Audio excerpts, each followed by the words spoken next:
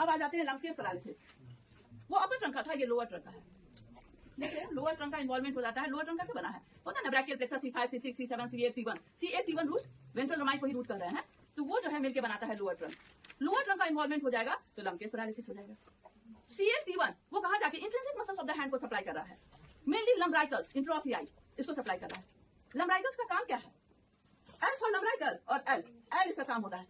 हाँ, एल ये यहाँ पे मेटाकार्पल बोन्स है ना, मेटाकार्पोफैलेंजियल ज्वाइंट यहाँ पे फ्लेक्शन करवा रहा है और इंटरफैलेंजियल ज्वाइंट पे प्रॉक्सिमल या डिस्टल जो भी कहो उसमें एक्सटेंशन करवा रहा है। इसको पेन होल्डिंग मसल भी कहते हैं। पेन कैसे ना होल्ड करते हैं, यहाँ पे एल बन रहा है, ठीक है ना, तो इसलिए लंब्राइकल्स को पेन होल्डिंग मसल भी कहा जाता है, क्योंकि एल फॉर लंब्राइकल और एल ही इसका फंक्शन होता है, क्योंकि flexion of metacarpophalangeal joint and extension of PIP and DIP, that is proximal interphalangeal joint and distal interphalangeal joint.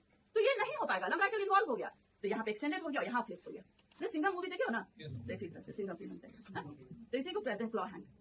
Claw के यहाँ पे क्लॉ हैंड, तो इसमें क्लॉ हैंड डिफॉर्मिटी हो जाता है। मैकेनिज्म क्या था?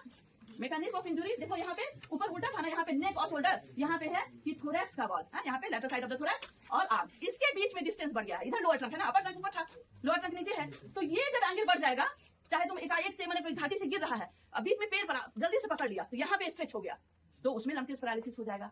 और नहीं तो बच्चा का डिलीवरी हो रहा है और उसी का हाथ पकड़ के अगर खींचा जा रहा है, बाहर निकाला जा रहा है, तो फिर देखो यहाँ पे भी एंगल बढ़ गया, जिसमें भी इस तरीके का चीज होगा, या अगर उस तरह से गिर भी जाओ जैसे जिसमें एंगल इंक्रीज कर जाए, कहाँ का? थोरैक्स का और आर्म का के बीच का एंगल, तो लोअर ट्रंक इन्वॉल्व हो जाएगा, तो क्लॉ हैंड हो जाएगा। और एक बहुत इंपॉर्टेंट बात, हॉर्नर सिंड्रोम हो जाता है। अब हॉर्नर सिंड्रोम क्यों हो रहा है? C8 T1 nerve root involvement हो रहा है। T1 के लेवल पे स्पाइनल कॉर्ड से जब सेगमेंट आते हैं, T1 स्पाइनल सेगमेंट पे एक न्यूक्लियस होता है, न्यूक्लियस ऑफ बज, जिसे थोरैकोलंबर आउटफ्लो, सिंपैथेटिक सिस्टम का थोरैकोलंबर आउटफ्लो होता है T1 to L3। Intermediate nucleus होता है लैटरल फ्यूनिकुलस में, लैटरल फ्यूनिकुलस है ना, और उसके बाद फ्यूनिकुलस तो व्हाइट मैटर को कहते हैं ना, ग्रे मैटर बीच में हुआ ना बटरफ्लाई शेप का, उसमें जो लैटरल साइड का जो न्यूक्लियस है इंटरमीडिएट, वहां पे सिंपैथेटिक नर्व निकलता है वहां से, तो किस लेवल पे निकलेगा? थोरैकोलंबर आउटफ्लो T1 से लेके L3 तक। तो भाई T1 वाले जो है वहां पे स्पेशली आंख के लिए सिंपैथेटिक नर्व जा रहा है, आईबॉल के लिए, ठीक है।